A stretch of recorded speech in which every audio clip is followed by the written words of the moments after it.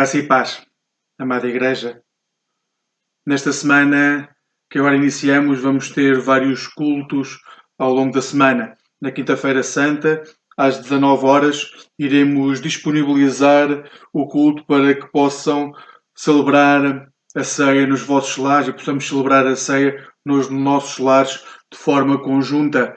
Esse culto será disponibilizado às 19 horas, às 7 da tarde, e peço que para esse culto possam preparar um pequeno centro litúrgico, ou seja, ter um pão, vinho para poderem celebrar a ceia neste dia especial, possam colocar junto a estes dois elementos uma Bíblia. Na Sexta-feira Santa, também às 19 horas, às 7 da tarde, iremos ter um novo culto, mas este em direto, através da plataforma Zoom. O André já vos disponibilizou alguns dados para poderem aceder a esta plataforma. Durante a semana serão lembrados de novo sobre estes cultos que iremos ter através do Zoom e como podem aceder. Qualquer dúvida que tenham, podem perguntar ao André. E no domingo teremos dois momentos em direto. Primeiro, às 16 horas. Às 16 horas iremos ter o primeiro direto, onde vamos estar juntos para ver como é que está cada um dos lares que pertencemos, para podermos partilhar um pouco da vida e depois para podermos orar juntos. Este momento irá decorrer entre as 16 e as 16h40. Depois, às 17 horas, iremos ter o culto de celebração de Páscoa. Iremos também celebrar em direto, cada um no seu lar, através da plataforma Zoom. Nele também peço que possam arranjar o centro litúrgico, que possam ter o pão, o vinho e uma Bíblia e possam celebrar este culto então connosco, em direto. Vamos estar juntos, vamos poder ver-nos, vamos poder celebrar em conjunto. Este culto em direto irá ser feito a partir de agora no primeiro domingo de cada mês. No primeiro domingo de cada mês iremos ter este culto em conjunto. As orações às 16 horas iremos ter todas as semanas, ou seja, todas as semanas iremos encontrar-nos para ver como é que está cada um dos lares e para podermos orar em conjunto. Antes de termos depois o culto, seja através da plataforma Zoom no primeiro domingo de cada mês, seja através dos cultos familiares como estamos a organizar nos restantes domingos. Hoje, não podendo abraçar-vos fisicamente, estarmos perto uns dos outros, que não se deixem de sentir abraçados em Cristo, que Cristo possa estar neste momento a acampar diante de vós, ao vosso lado, dentro de vós, e como igreja possamos sentir esse abraço caloroso de um Deus que se aproxima, que é o Emmanuel, o Deus conosco. Temos vivido tempos únicos na história da humanidade e tempos raros, mesmo para aqueles que acreditam que tudo se repete na história. A realidade é que nada se repete exatamente com as mesmas características, nem com a mesma intensidade. Mas os tempos que vivemos não são somente tempos únicos por causa disso, mas como estão realmente muito raros ao longo da história. As pandemias são momentos únicos de dor, de sofrimento, mas também de redefinição daquilo que é a nossa identidade enquanto seres humanos. No século XIV surgiu a peste bubónica, que matou, não se sabe ao certo, entre 75 a 200 milhões de pessoas. O medo generalizou-se de tal forma que as pessoas, quando andavam na rua, sentiam a morte, cheiravam a morte, porque viam as pessoas a morrer à sua volta. Porém, logo a seguir, e como reação a este momento da história duro, difícil, o que foi possível ver foi o nascimento, o surgimento do Renascimento, em como a estética serviu para expurgar os traumas da humanidade gerados pela terrível memória da morte a cada esquina. Outra pandemia que afetou a humanidade, com pelo menos 40 milhões de mortos, foi a gripe espanhola, muito falada nos dias de hoje. Neste caso, ela acabou por coincidir com a Primeira Guerra Mundial. E como acabou por coincidir, a forma como a humanidade respondeu à gripe também se deve misturar com a forma como a humanidade reagiu à dor da Primeira Guerra Mundial, como foi reconstruída, como investiu para que os traumas do passado, os demónios do passado, pudessem ser ultrapassados. A forma como hoje olhamos para a pandemia deve ter em atenção o passado, ou seja, a forma como moldamos cada um de nós, de forma individual, enquanto famílias, mesmo enquanto igrejas ou instituições, moldamos os nossos valores, as nossas prioridades, naquilo que respeita à nossa individualidade, que hoje faz com que haja milhões de pessoas que, perante uma situação como aquela que estamos a viver, estejam em completo desespero, solidão e falta de esperança. Porém, ao olhar para o passado e ao ver como fomos moldando os valores, nós não podemos ficar reféns do passado. Se o fizermos, sofreremos de outro mal. Sofreremos da solidão total, do medo atroz, que nos irá paralisar. Mas se somos chamados a olhar para o passado, para aprender com os erros do passado e com as coisas boas do passado, nós também temos que colocar os nossos olhos no alto, de onde continuamos a receber as promessas de Deus através de Cristo Jesus. Por isso continuamos a ser igreja. Por isso continuamos a orar. Por isso continuamos aos pés de Jesus, para podermos ter acesso ao Pai. Queremos firmar as nossas vidas e as vidas dos nossos lares e as vidas das nossas igrejas na única fonte de toda a esperança, Jesus Cristo, o Filho do Deus vivo. Hoje celebramos o Domingo de Ramos. Este é o último domingo do tempo de Quaresma. Durante este tempo fomos imensamente desafiados, claramente, por toda a situação que vivemos no mundo, de isolamento, de afastamento social, de indefinição sobre aquilo que será o futuro, mas antes já estávamos a ser muito desafiados com o texto bíblico, onde estávamos a ver a parte final do Sermão do Monte. Criamos sociedades, famílias e indivíduos mornos. E ao criar sociedades, indivíduos, famílias mornas, estamos a ter neste momento dificuldade de olhar para os ensinos de Jesus e retirar dos ensinos aquilo que nos vai sarar. Nós perdemos a capacidade ao longo da história de olhar para os ensinos de Jesus como sendo fundamentais para gerir a nossa vida. Começámos a teorizar, a romantizar os ensinos de Jesus, a escolher aqueles que nos eram úteis. E perante uma situação como esta, nós vemos-nos em desespero, porque não sabemos como reagir.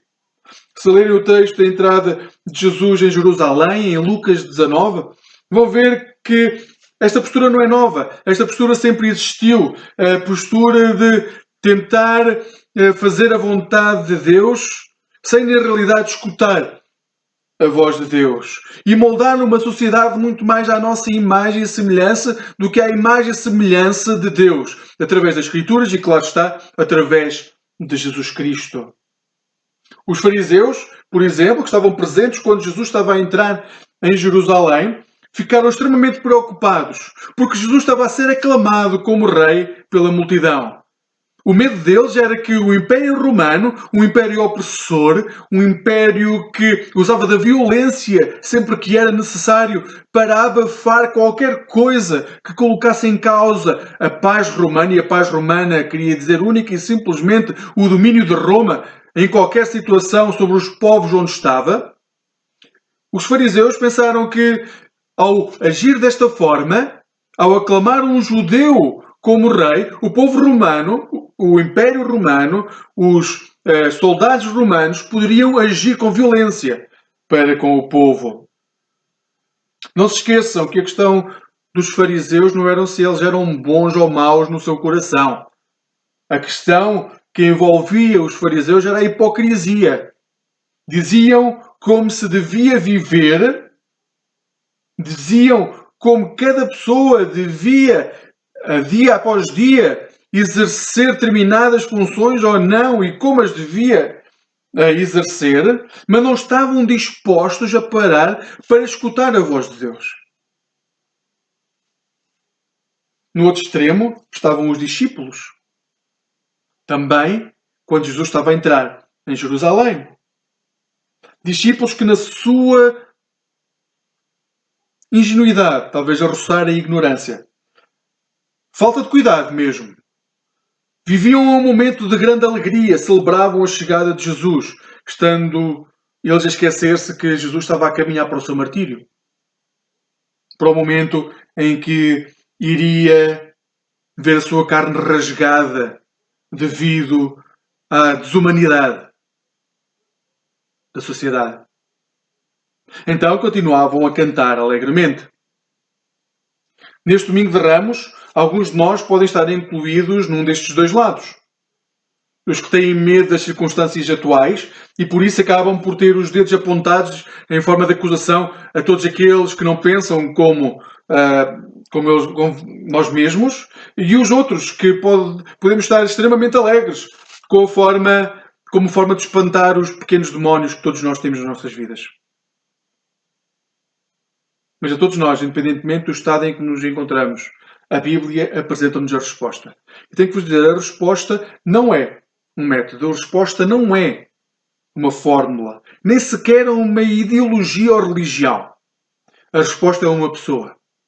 Jesus de Nazaré, o Filho do Homem, o Filho do Deus vivo, o Filho único do único e verdadeiro Deus. Vejam o que diz Filipenses 2, 5 a 11 sobre Jesus. Tenham os mesmos sentimentos que havia em Cristo Jesus. Ele que por natureza era Deus, não quis agarrar-se a esse direito de ser igual a Deus. Pelo contrário, privou-se do que era seu e tomou a condição de escravo, tornando-se igual aos homens. E vivendo como homem, humilhou-se a si mesmo, obedecendo até à morte e morte na cruz. Por isso Deus elevou Jesus acima de tudo e lhe deu o nome que está acima de todo nome, para que ao nome de Jesus se dobrem todos os joelhos no céu, na terra e debaixo da terra, e para que todos proclamem para a glória de Deus Pai, Jesus Cristo é Senhor. É tempo de tomarmos consciência que temos de ter os mesmos sentimentos que havia em Cristo Jesus. Quanto mais inundarmos formos dos sentimentos que haviam em Cristo Jesus, mais iremos ser capazes de olhar para as nossas circunstâncias e agir como Jesus agia. Mais fácil será nós olharmos para tudo aquilo que nos rodeia, dentro dos nossos lares, das nossas famílias, nas nossas vizinhanças, nos nossos trabalhos, na pandemia que atualmente vivemos, mais fácil será olhar para tudo isso e colocar o nosso coração como Jesus colocaria o seu. Guiados pelos mesmos princípios, pelos mesmos valores, pelos mesmos objetivos. Vejam quais são os sentimentos que habitavam dentro de Jesus e que Paulo nos diz que devem habitar também dentro dos discípulos de Jesus, dentro dos filhos amados de Deus. Ele sendo omnisciente, ou seja, sendo conhecedor de todas as coisas, daquelas que se veem e daquelas que não se veem. Ele sendo omnipotente, capaz de realizar o que quer que seja que consigam sequer pensar ou imaginar. Ele sendo omnipresente, capaz de estar em todo o lugar. Sendo eterno e infinito na sua existência, abdicou desse direito. Não quis usar o seu poder. Não quis usar a possibilidade de o exercer sequer. Não quis conquistar pela força. Simplesmente não quis. Mas não somente ele não quis usar esse direito de poder exercer a sua vontade pela força, como desceu todas as escadas que havia para descer até ser transformado, tornado escravo, servo de todos. Jesus não veio ao nosso encontro como um turista que vai à praia em tempo de pandemia. Ele veio ao nosso encontro para servir. Assim Jesus humilhou-se ao ponto de dobrar o joelho e lavar os pés àquele que o iria trair. Dobrou o joelho, entregou-se à morte e mesmo assim pediu perdão para aqueles que o furaram com uma lança, que cravaram na sua cabeça uma coroa com espinhos, que pegaram no chicote e chicotearam a sua carne, que pegaram em pregos e furaram as mãos e os pés. Orou por aqueles que o abandonaram. Jesus pediu perdão ao Pai do céu por todos eles. Queridos irmãos e irmãs, que hoje haja em nós o mesmo sentimento, que não nos agarremos a nada que pensemos que nos dá vantagem sobre o nosso semelhante. Seja o crachá dos anos de membresia, seja a função que desempenhamos, seja a moral muito elevada que pensemos poder ter, que não nos agarremos a nada que pensemos que nos dá o direito e a autoridade de exercer o nosso poder sobre o outro. Pelo contrário, que o nosso desejo seja servir aqueles que não achamos dignos do nosso tempo ou do nosso cuidado. Com amor, com entrega e sem esperar nada em troca. Sem exercermos a autoridade que possuímos, seja como pais, como patrões, como chefes nos nossos serviços ou simplesmente como cônjuges. Que aprendamos a servir para não passarmos esta vida como turistas, alienados completamente do reino de Deus que Cristo já veio instaurar e que já está entre nós e do qual Ele é Rei. É tempo de dobrar o joelho e de servir, porque o resultado deste serviço é visto na vida do próprio Jesus. Quando Jesus abdicou do seu poder, o texto diz-nos em Paulo que ao servir, Deus o elevou acima de todo o nome. Ao se entregar, Deus o elevou acima de todo o nome. Ao ser obediente, Deus o elevou acima de todo o nome. E a verdade é que, mais tarde ou mais cedo, todo o joelho se irá dobrar ao nome de Jesus. E irá afirmar e reconhecer que Jesus Cristo é o Senhor. Se cada um de nós hoje aprender a servir, o resultado será que muitas pessoas que estão à nossa volta e que não conhecem Jesus, mais tarde ou mais cedo, irão compreender que o Deus que amamos é o Deus que, tendo tudo, abdicou de tudo por amor de nós. As pessoas que estão à nossa volta e que não conhecem Jesus irão conhecer o Deus que nós conhecemos, o Pai de amor que está de braços abertos para acolher, para cuidar, para transformar. E mais tarde ou mais cedo, aqueles que não conhecem Jesus e o veem através da nossa vida irão dobrar o joelho e reconhecer que Jesus é o Senhor e Salvador. E então, juntar-se-ão em nós em adoração. Porque neste domingo de Ramos, em tempo de uma pandemia que nos impossibilita de estar fisicamente juntos, o exemplo de Jesus nos recorda que é tempo de servir para que todos os que vivem momentos de exaustão, sofrimento e angústia possam reconhecer que Jesus continua a tomar o caminho da cruz para que todos nós possamos habitar no reino onde há vida plena. Que hoje, juntamente comigo, possas adorar o Deus da salvação. Convido-te neste momento a orar. Pai do céu, graças te damos pelo teu imenso amor por cada um de nós. Que a tua graça e a tua misericórdia venham ao nosso encontro e nos preencham, especialmente as áreas da nossa vida que teimamos em fechar as 7 chaves para que tu não entres. Que hoje, ao olhar para o exemplo de Jesus, o Rei que se humilhou, o Rei que foi exaltado, mas que será abandonado, o Rei que entra e que terá como coroa espinhos espetados na carne, nós possamos compreender que Somos chamados a servir, para seguir o exemplo do Mestre. Somos chamados a servir para que quem está à nossa volta compreenda o grande amor que cada um de nós já sente por estar aos pés de Jesus e assim conhecer este Pai amoroso que toma conta de nós em todas as circunstâncias. Hoje, Senhor Deus, oramos por todos aqueles que continuam a dar a cara e o corpo para dar dignidade a tantos que sofrem. Hoje oramos, Senhor Deus, por todos aqueles que já começam a ficar desempregados. Não os deixes entrar em desespero, Senhor. Hoje oramos pelos líderes das nações, para que possam tomar decisões que possam ir ao encontro das necessidades, principalmente dos mais débeis, dos mais necessitados. Bondoso Deus, que neste momento o Teu Espírito desça sobre cada um de nós. É no nome de Jesus que oramos. Amém. Foi um privilégio partilhar este momento convosco, um momento que se segue, é um momento em que teremos a possibilidade de contribuir para a missão da Igreja.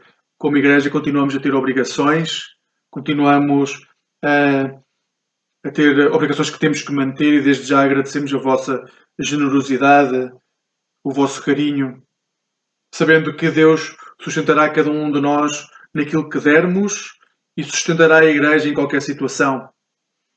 Irá passar de seguida a imagem com as formas com que poderão contribuir, em que poderão contribuir, que Deus nos possa tocar o coração, não só nesta hora em que celebramos o Domingo de Ramos, não só nesta hora em que vamos contribuir, mas no momento em que o nosso culto terminar e nós voltarmos para a nossa família, que nós continuemos a ter este Deus presente em nós e possamos servir como Cristo veio e nos serviu, através do seu amor, da sua entrega, da sua compaixão. Que Deus te guarde e te abençoe. Amém.